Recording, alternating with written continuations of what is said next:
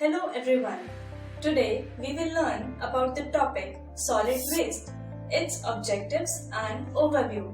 In our daily activities, we generate a lot of material that are thrown away.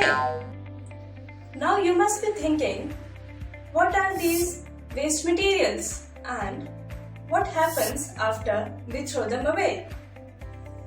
Let's learn about them in detail.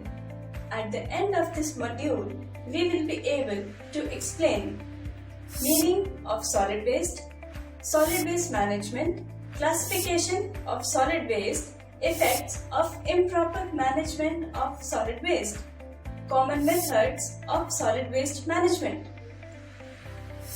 scientific methods of solid waste management, energy recovery, 3R approach in waste management, good habits in solid waste management.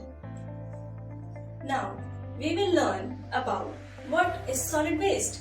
Solid waste is defined as any solid unwanted material generated by human beings that need to be discarded. Any material which is of no further use and are therefore thrown away are called waste. It is unwanted solid matter discarded by humans.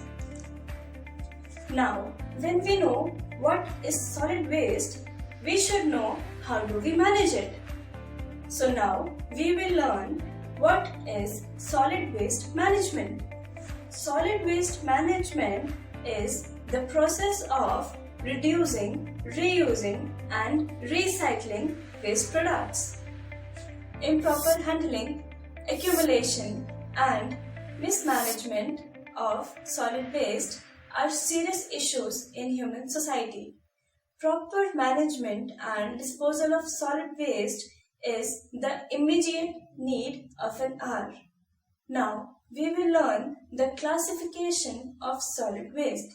It has been classified in 3 groups, depending on the source of waste. Example, hotel waste, hospital waste, agricultural and industrial waste, depending on its biodegradability and recyclability, depending on nature, wet or dry.